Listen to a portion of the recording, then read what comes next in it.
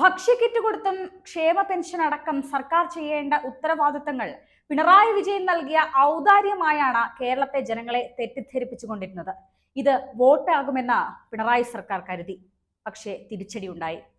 എന്ത് കാര്യത്തിലും അഴിമതിയുടെ സാധ്യത തേടി നടക്കുന്ന ഭരണാധിപന്മാരുള്ളപ്പോൾ കോരന് കഞ്ഞി ഇപ്പോഴും കുമ്പിളിൽ തന്നെ എന്ന് പറഞ്ഞ പോലെ പാവപ്പെട്ടവർക്കും ഇടനിലക്കാർക്കും ആശ്വാസത്തിന് വകയൊന്നും കണ്ടെത്താൻ ഈ ബഡ്ജറ്റിൽ കഴിഞ്ഞില്ല. ഇപ്പോൾ ബഡ്ജറ്റിൽ കേരളത്തിന് ഒന്നും കൊടുത്തില്ലെന്ന് പറഞ്ഞ മുറവിളിയും പ്രതിഷേധവും കൂട്ടുന്ന സർക്കാരിന് എല്ലാത്തിനും കാരണഭൂതനാണെന്ന് മനസ്സിലാവുകയാണ്. കഴിഞ്ഞ ബഡ്ജറ്റുകളിൽ എല്ലാം തന്നെ കേരളത്തിന്റെ പിടിപ്പുകേടിന്റെ പേരിൽ തന്നെയാണ് കേന്ദ്ര ധനമന്ത്രി കേരളത്തെ തഴഞ്ഞിട്ടുള്ളത്. കേരളത്തിന്റെ ഒരേ ഒരു ധനമന്ത്രിയായ ബാലഗോപാൽ ആവട്ടെ പലവട്ടം രാജിയുടെ വക്കത്തെത്തിയിട്ടുണ്ട്.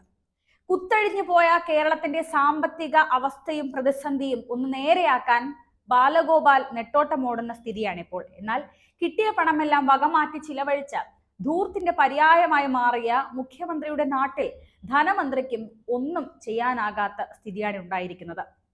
ഇപ്പോൾ കേന്ദ്ര വിഹിതം ഒന്നും കിട്ടിയില്ല എന്ന മുറവിളി കൂട്ടുമ്പോഴും ഇതിന്റെ കാരണഭൂതൻ മൗനത്തിൽ തന്നെയാണ്.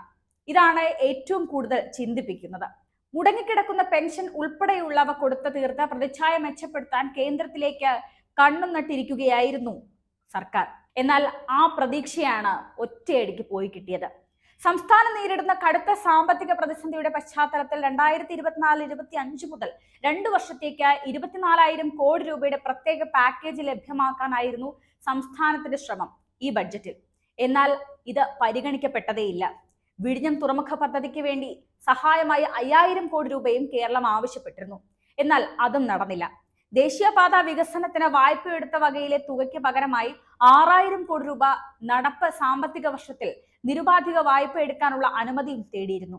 അതും അനുവദിച്ചില്ല.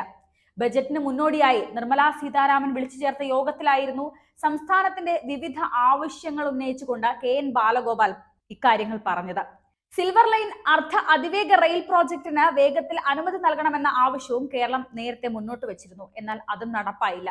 തലശ്ശേരി, മൈസൂരു, നിലമ്പൂർ, നഞ്ചാഗുഡ് റെയിൽവേ പാതകൾക്കായുള്ള സർവേകളും DPR തയ്യാറാക്കൽ തുടങ്ങിയ ആവശ്യങ്ങളടക്കം സംസ്ഥാനം ഉന്നയിച്ചിരുന്നുവെങ്കിലും ഇതൊന്നും തന്നെ ഫലം കണ്ടില്ല. കൂടുതൽ എക്സ്പ്രസ് പാസഞ്ചർ ട്രെയിനുകളും കേരളം ആവശ്യപ്പെട്ടിരുന്നു. സംസ്ഥാനത്തിന്റെ ദീർഘകാല ആവശ്യമായ എയിംസ് ഇക്കുറിയും പരിഗണിക്കപ്പെട്ടില്ല. എന്നാൽ ഇതിനെല്ലാത്തിനും കാരണക്കാരനായത് മുഖ്യമന്ത്രിയുടെ ധൂർത്ത് തന്നെയാണെന്ന് ഇതിലൂടെ മനസ്സിലാവുകയാണ്. സുവർണ വാഗ്ദാനങ്ങളുമായി 2016 അധികാരത്തിലേറിയ പിണറായി വിജയൻ സർക്കാർ എല്ലാ മേഖലകളിലും പരാജയമായി മാറുന്നതാണ് കേരളം കണ്ടത്. ഇത് തന്നെയാണ് കഴിഞ്ഞ ദിവസം നടന്ന ബഡ്ജറ്റിലും തിരിച്ചടിയായത്.